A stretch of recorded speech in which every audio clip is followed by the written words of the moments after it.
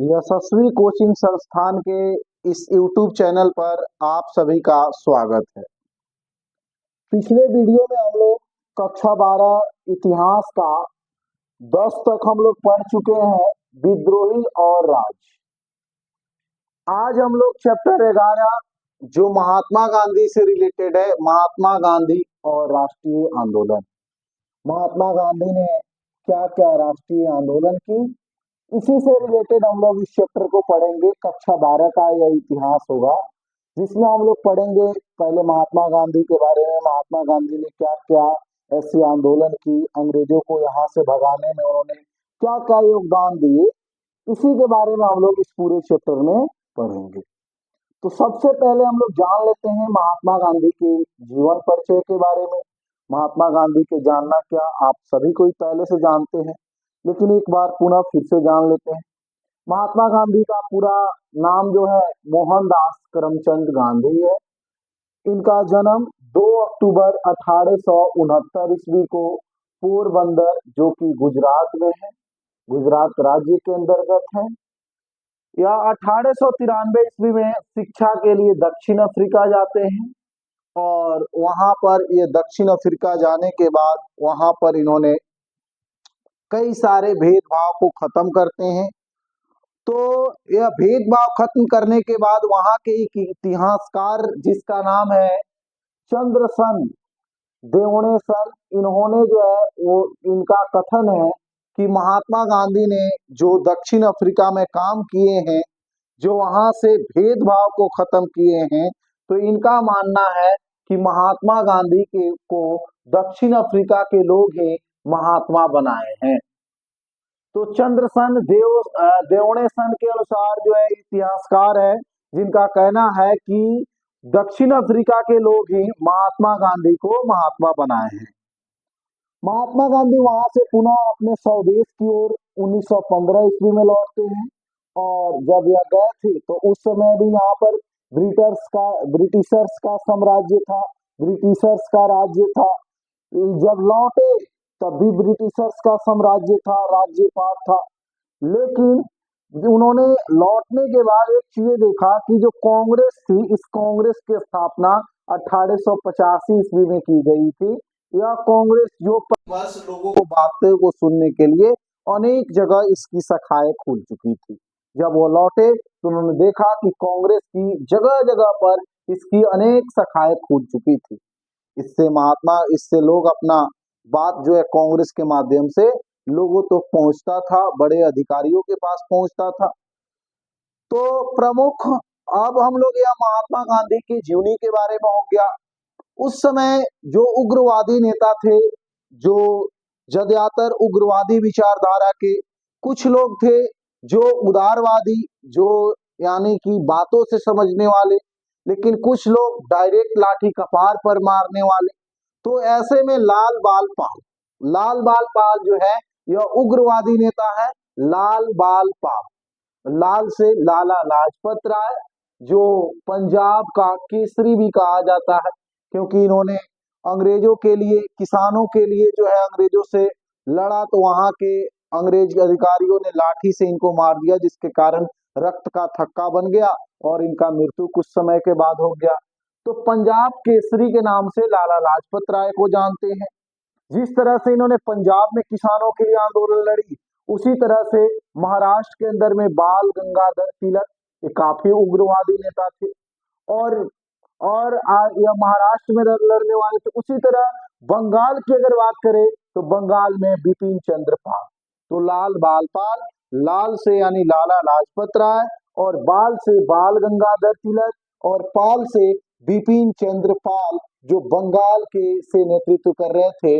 और पूछा जाता है कि लाला लाजपत राय कहाँ के केसरी कहे जाते हैं, तो पंजाब केसरी कहे जाते हैं। और यह कहाँ के किसानों के साथ न्याय लड़ रहे थे, तो पंजाब के किसानों के साथ।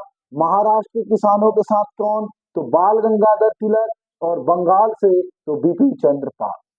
यह हो गए हमारे प्रमुख जो उग्रवादी नेता हुआ करते थे वे। अब हम लोग कुछ उदारवादी नेता के बारे में जान लेते हैं। जैसे कि हम लोग पहले ही जानते हैं महात्मा गांधी जी के बारे में। महात्मा गांधी जो कि उग्रवादी नेता हुआ करते थे महात्मा गांधी जी, यह उदारवादी विचारधारा के थे। दूसरा नाम है मोहम्मद अली जीना। और तीसरा गोपाल कृष्ण गोखले, जो महात्मा गांधी का राजनीतिक गुरु भी कहलाते हैं, क्योंकि जब यह 1915 में जब दक्षिण अफ्रीका से महात्मा गांधी लौटे थे 1915 में, तो गोपाल कृष्ण गोखले ने महात्मा गांधी को कहा था कि आप पहले आंदोलन चलाने से पहले आप एक बार देश का भ्रमण कर लीजिए कि कहां पर क्या है। तो गोपाल कृष्ण गोखले के कहने पर महात्मा गांधी ने भारत का भ्रमण भी किया था, इसीलिए महात्मा गांधी को ज्ञान भी काफी ज्यादा दिए थे। तो गोपाल कृष्ण गोखले को महात्मा गांधी का राजनीतिक गुरु भी कहा जाता है। तो यह जो लोग थे यह उदारवादी विचारधारा के लोग थे। सबसे पहले महात्मा गांधी जब 1915 में आते हैं तो 1916 में गुजरात के अंदर साबरमती आश्रम की स्थापना करते हैं और इसी आश्रम से उन्होंने आंदोलन चलाने का सफल प्रयास भी पाते हैं। तो साबरमती आश्रम की स्थापना 1916 में करते हैं और पहली बार जब बनारस हिंदू विश्वविद्यालय की जब स्थापना 1916 में जब हो रहा था, तो महात्मा गांधी जब भाषण वहां पर देते हैं कि अमीर जो वर्ग लोग हैं या गरीब लोगों को साथ दें या उन लोगों के विचारधारा उन लोगों को अपने साथ लेकर के चलें, अंग्रेजों को यहाँ से भगाए। और यह महात्मा गांधी का ऐसा पहला भाषण रहता है जो लोगों का करतल ध्वनि से वो पूरी सभाएं उठ जाती है, पूरी सभाएं जो है झूम जाती है। यह महात्मा गांधी की ऐसी पहली भाषण रहती है जब फरवरी 1916 में साबरमती यानी कि बनारस हिंदू विश्वविद्यालय में स्थापना के समय इसमें भाषण जब यह दे रहे थे। यहीं से महात्मा गांधी की राजनीतिक भारत में शुरू होती है और राजनीतिक जो है उनका पहला जब चंपारण आंदोलन करते हैं तो वहां से तो शुरू होता है, लेकिन दिसंबर 1916 में जब कांग्रेस की बैठक लखनऊ में होती है और इस लखनऊ में जब कांग्रेस की प्रत्येक वर्ष जो बैठक जो होती है उसी में से जो अधिवेशन लखनऊ की जो अधिवेशन होती है 1916 में, उसमें चंपारण के एक किसानों ने जाकर के और पूर्ण रूप से उन्होंने कहा कि चंपारण के किसानों के साथ काफी भेदभाव किया जा रहा है, इनको जबरदस्ती नील की खेती करवाया जा रहा है। जब चंपारण के किसानों ने वहां पर कहा तो उनको वह जो बातें थी वह बातें महात्मा गांधी के कानों में पड़ा और महात्मा गांधी के कानों में पड़ा तो राजकुमार शुक्ला के अनुरोध पर महात्मा गांधी जो है वह चंपारण 1917 में आकर के चंपारण आंदोलन, जो 3 कठिया व्यवस्था अंग्रेजों के द्वारा जबरदस्ती नील की खेती करवाया जाता था, इसी के खिलाफ इन्होंने महात्मा गांधी ने आंदोलन की, जिसको चंपारण आंदोलन या चंपारण में महात्मा गांधी का पहला आंदोलन हुआ था। तो 1916 और 1918 के बीच महात्मा गांधी के जो सफल आंदोलन रहे, इस सफल आंदोलन में पहला आंदोलन चंपारण आंदोलन भी रहा जो 1917 ईस्वी में हुआ और इस आंदोलन में महात्मा गांधी ने पूर्ण रूप से अंग्रेजों को तंज कसा और यहाँ से जो है अंग्रेजों को लगा कि इस बुड्ढे से कुछ नहीं होने वाला है, लेकिन आगे हम लोग देखेंगे कि यह क्या क्या आगे करते हैं। तो पहला जो उनका सफल आंदोलन रहा वह 1917 में चंपारण के किसानों के साथ चंपारण आंदोलन रहा और महात्मा गांधी चंपारण, याद रखेंगे, राजकुमार शुक्ला के कहने पर आए थे। दूसरा जो सफल आंदोलन इन्होंने अहमदाबाद मिल मालिक के यानी कि मिल आंदोलन, जो वहां के जो मालिक था मिल मालिक, वो मजदूरों को जो बोनस की बातें थी वो बोनस नहीं बढ़ा रहा था। महात्मा गांधी के आंदोलन के बाद 35% की बोनस भी मिलता है और यह आंदोलन 1918 में भी सफल रहता है। और तीसरा जो गुजरात के खेड़ा के किसानों को, खेड़ा के जो किसान रहते हैं वहां के फसल काफी खराब हो गए रहते हैं और फसल खराब हो जाने के बाद जो है वहां के किसान टैक्स नहीं दे पा रहे थे, अंग्रेज जबरदस्ती इनका जमीन घेर रहा था, जिसके खिलाफ यह आंदोलन खेड़ा किसान आंदोलन हुआ। यहाँ तक उन्होंने सफल आंदोलन जब कर लिए तो 1918 तक एक सफल आंदोलन महात्मा गांधी ने की, लेकिन उसी बीच कई सारी ऐसी घटनाएं घट जाती है जिसके कारण महात्मा गांधी ने बीच में एक असहयोग आंदोलन भी चलाते हैं, और यह असहयोग आंदोलन 1920 ईस्वी में होता है। यह जो आंदोलन था अंग्रेजी शासन के गलतियों के विरोध था। यह जो अंग्रेजी जो शासन थी वो अंग्रेजी शासन जो गलती पर गलती किए जा रही थी, जो जो ब्रिटिशर्स थे वह लोगों के साथ काफी ज्यादा भेदभाव करते जा रहे थे। इसके खिलाफ महात्मा गांधी ने असहयोग आंदोलन चलाया। इस आंदोलन का उनका मानना था कि यह जो भारत में जितने भी बड़े बड़े जो कारनामे हो रहे हैं, यह जब तक इसके अंदर भारतीय नहीं मिले हैं तब तक ये हो ही नहीं सकता है। तो सबसे पहले जो भारतीय जो इस आंदोलन में यानी कि बड़े बड़े जालियांवाला बाग हत्याकांड, जैसे कि रॉलेट एक्ट में रॉलेट एक्ट का प्रसारण भारत में होना, तो इन सारे चीजों से जो लोगों का जो घाटा हो रहा था, इनसे महात्मा गांधी को लगा कि जब तक इसके अंदर भारतीय नहीं मिले हैं तब तक ये हो कैसे रहा है, इन्हीं के तो सहयोग से हो रहा है। और उनको लगा कि जब तक भारतीय सहयोग नहीं कर रहे तब तक यह नहीं हो रहा है। इसीलिए महात्मा गांधी ने कहा कि सबसे पहले अंग्रेजों को सहयोग देना बंद करो, तब जाकर के हम लोग जो है अंग्रेज से आजाद हो चुके हैं और आजाद हो सकते हैं। और इसीलिए महात्मा गांधी ने भारतीयों को सहयोग देने से मना किया, इसीलिए चलाया गया असहयोग आंदोलन। यह आंदोलन 1920 ईस्वी में चलाया गया, जिसमें कहा गया कि गांधी जी का मानना था कि ब्रिटिश शासन में भारतीयों के सहयोग से चल रहा है। यह जो ब्रिटिश शासन है यह जब तक भारतीय सहयोग नहीं दे रहे हैं तब तक नहीं चल रहा है। इसीलिए महात्मा गांधी ने कहा कि यह पहले इनको असहयोग करो, और इसीलिए उन्होंने असहयोग आंदोलन चलाया। इस असहयोग आंदोलन चलाने के कई कारण थे, जैसे कि पहला रॉलेट एक्ट आया था 1919 ईस्वी में, जो सर सिडनी एक्ट के भी नाम से जानते हैं, क्योंकि इन्हें अंग्रेज अधिकारी ने इसको लाए थे। इसका काम था कि बिना वैसे लोग जो बिना कुछ काम किए थोड़ा सा भी अगर उग्र दिखे तो उनको उठा करके जेल में डाल देना। इससे काफी भारतीय लोग जेल के अंदर चले जा रहे थे। महात्मा गांधी को जो है महात्मा गांधी को पंजाब से गिरफ्तार कर लिया गया, तो इसी के विरोध में महात्मा गांधी ने असहयोग आंदोलन की थी, ये भी एक कारण था। तो बिना किसी मुकदमे को 1919 ईस्वी में लोगों को जो है जेल में डाला जा रहा था। महात्मा गांधी को जो है पंजाब से गिरफ्तार कर लिया गया। दूसरा कारण क्या था असहयोग आंदोलन चलाने का, तो पंजाब के बड़े शहर अमृतसर के अंदर जब लोगों ने रॉलेट एक्ट का विरोध करना शुरू किया और चारों तरफ से जब एक बंदी कक्षाओं में जब लोगों ने जब चल गए, तो जनरल डायर ने 13 अप्रैल 1919 ईस्वी को उन 79 लोगों पर अपने आदेश से सारे लोगों पर सैनिकों के द्वारा गोली बरसाया, जिसमें 500 से अधिक लोग मारे गए और 4000 से अधिक लोग घायल भी हुए। तो दूसरा कारण था कि रॉलेट एक्ट के विरोध में जो लोग इसका विरोध करने के लिए अपना अपना नियम बना रहे थे, उन लोग 79 लोगों पर गोलियां बरसा देना 13 अप्रैल 1919 को पंजाब के एक बड़ा सा शहर है अमृतसर, और उन्हीं लोगों पर जनरल डायर के द्वारा गोलियां चलवा देना, जिससे काफी लोग मारे भी गए और काफी लोग घायल भी हुए।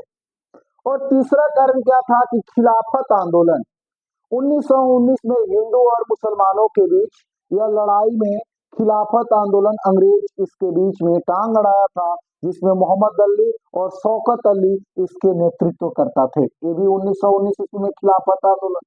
तो यही तीन ऐसे आंदोलन हुए जिसके कारण महात्मा गांधी ने असहयोग आंदोलन चलाया। कहा कि ये सारे जो कारनामे हो रहे हैं ये भारतीय के सहयोग से हो रहे हैं, तो सबसे पहले भारतीय लोग अपना सहयोग देना बंद करें। इसीलिए महात्मा गांधी ने असहयोग आंदोलन चलाया। इसका कार्यक्रम क्या हुआ आगे भी देखते हैं हम। पिछले वीडियो में हम लोग देख चुके हैं कि किस तरह से महात्मा गांधी असहयोग आंदोलन चलाते हैं, और असहयोग आंदोलन जो चलता है वह क्या कारण रहते हैं, रॉलेट एक्ट का आ जाना, खिलाफत आंदोलन, जालियांवाला बाग हत्याकांड। और इसके बाद महात्मा गांधी ने असहयोग आंदोलन जब चलाया तो यह कार्यक्रम किस तरह से सफल रहा, लोगों ने किस तरह से इसका समर्थन दिया।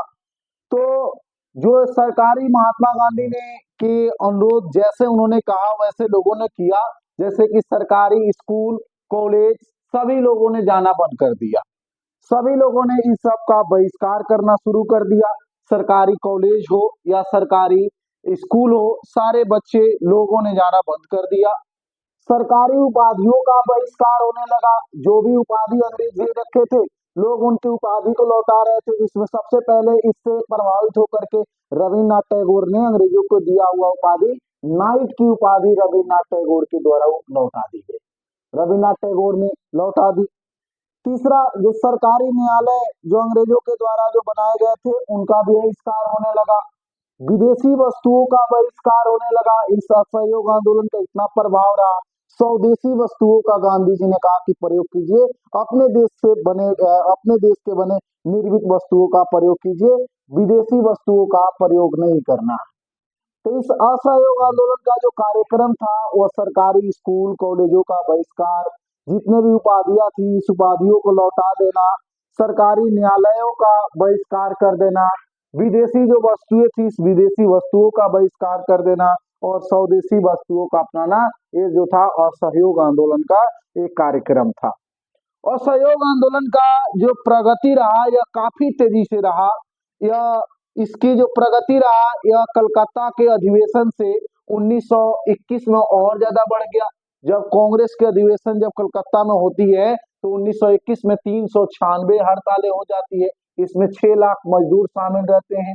और इसमें तो सबसे ज्यादा जब यह आंदोलन हुआ तो जो किसान थे वो कर देना एकदम ही बंद कर दिए, कर अंग्रेजों को काफी इससे जो है काफी घाटा लगा इस आंदोलन से। इस आंदोलन का रुक जाना, काश ये दिन हमारे पास चौरी चौरा कांड नहीं होता तो यहीं पर हमको आजादी मिल जाता।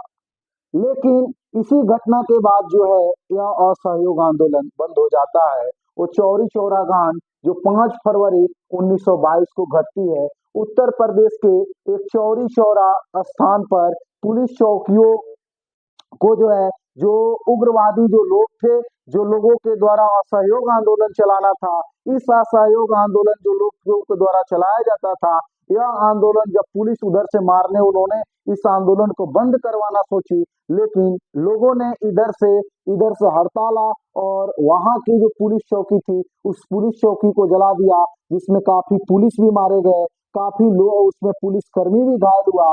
और इसी की यह जब खबर महात्मा गांधी के पास पहुंचा चौरी चौरा कांड, तो महात्मा गांधी ने कहा कि असहयोग आंदोलन अब बंद हो जाएगा, क्योंकि महात्मा गांधी ने कहा था कि जब भी हम यात्रा करेंगे, जब भी कोई आंदोलन करेंगे तो वह सत्य और अहिंसा की रास्ता पर करेंगे, सत्य और अहिंसा, किसी प्रकार की कोई दंगा फसाद नहीं होनी चाहिए। लेकिन जब उत्तर प्रदेश में जब यह कांड सुनते हैं और महात्मा गांधी के ऊपर जो है राजद्रोह का आरोप लगा करके महात्मा गांधी को 6 साल की सजा न्यायाधीश ब्रूमफील्ड जब सुना देते हैं, इसी के बाद असहयोग आंदोलन बंद हो जाता है, यहाँ से महात्मा गांधी रुख मोड़ लेते हैं। तो उत्तर प्रदेश के चौरी चौरा कांड में पुलिस थाने चौकी को जला दी जाती है और यह मार्च 1922 की घटना है जब गांधी जी पर राजद्रोह का आरोप लगाया जाता है और न्यायाधीश ब्रूमफील्ड के द्वारा जो है 6 साल की सजा महात्मा गांधी जी को सुना दी जाती है, लेकिन महात्मा गांधी पहले ही आ जाते हैं।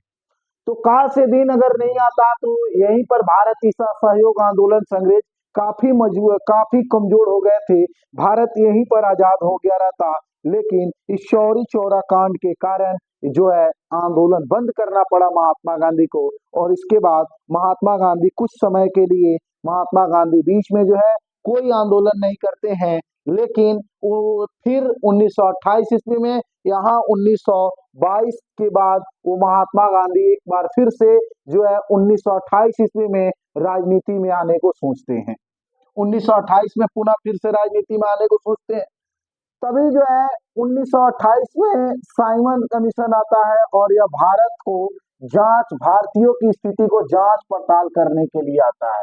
जिस तरह से 1919 में जो अंग्रेजों के द्वारा जो है रॉलेट एक्ट लाया जाता है, उसी तरह से साइमन कमीशन 1928 ईस्वी में यह भारत के स्थितियों को जांच करने के लिए आती है। इसमें तो एक और सबसे बड़ा बात था कि इसमें कोई भी भारतीय सदस्य नहीं थे। कारण ये भी था कि लोग इसका विरोध कर रहे थे और इसमें महात्मा गांधी शामिल नहीं थे, उन्होंने अपना आशीर्वाद सिर्फ दिया था। दूसरा, बारदोली किसान सत्याग्रह जो 1928 में यह जो आंदोलन था, यह जो बारदोली किसान सत्याग्रह जो था, यह गुजरात में चल रहा था और यह गुजरात में सरदार वल्लभ भाई पटेल के नेतृत्व में चल रहा था। और इसी आंदोलन में वहां के महिलाओं ने सरदार वल्लभ भाई पटेल को सरदार की उपाधि दी थी। उन्होंने वहां पर किसानों को कर न चुकाने के कारण जो है वह अंग्रेजों के खिलाफ लड़े थे और इस बारदोली किसान सत्याग्रह में गांधी जी स्वयं इस दोनों आंदोलन में शामिल नहीं थे, बल्कि अपना आशीर्वाद दिए थे। तो दो ऐसे आंदोलन होते हैं। इसके बाद जो काफी महत्वपूर्ण है, साइमन कमीशन जो 1928 में भारत में आता है, यह भारतीयों की जांच पड़ताल के लिए आता है, इसमें कोई भी भारतीय लोग शामिल नहीं होते हैं। दूसरा, बारदोली किसान सत्याग्रह जो 1928 में होता है और यह इसमें जो है गांधी जी शामिल नहीं थे इस दोनों में, बल्कि अपना आशीर्वाद सिर्फ दिया था। आगे तभी जो है कांग्रेस का लाहौर अधिवेशन और यह 1900 दिसंबर 1929 में जो लाहौर अभी पाकिस्तान का हिस्सा है, बंटवारे के बाद यह पाकिस्तान में चला गया है। और यह कांग्रेस का जब यह लाहौर अधिवेशन होता है, इस अधिवेशन में एक युवा पीढ़ी के नेता जो पंडित जवाहरलाल नेहरू इसके अध्यक्ष पद पर बैठते हैं और इन्होंने बैठा तो यहीं पर घोषणा कर दी कि हमारा भारत आजाद हो गया, पूर्ण स्वराज की इन्होंने घोषणा कर दी। और 26 जनवरी 1930 ईस्वी को रावी नदी के तट पर इन्होंने झंडा फहरा करके जो है रावी नदी के तट पर झंडा फहरा करके और भारत को यहीं पर उन्होंने पूर्ण स्वराज स्वतंत्रता दिवस मना दिया था। तो कांग्रेस के लाहौर अधिवेशन में पंडित जवाहरलाल नेहरू ने रावी नदी के तट पर इन्होंने जो है झंडा फहराया और कहा कि भारत अब स्वतंत्र हो गया और यहीं पर सविनय अवज्ञा आंदोलन चलाने का निर्णय लिया गया। सविनय अवज्ञा आंदोलन चलाने का निर्णय इसी कांग्रेस अधिवेशन में जो है लिया गया और इसकी शुरुआत होती है सविनय अवज्ञा आंदोलन की दांडी यात्रा से।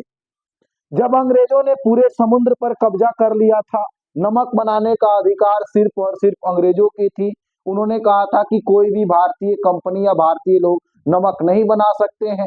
इसी को लेकर के महात्मा गांधी ने एक यात्रा की जिसको नमक यात्रा, नमक कानून को तोड़ना या दांडी यात्रा के भी नाम से जानते हैं।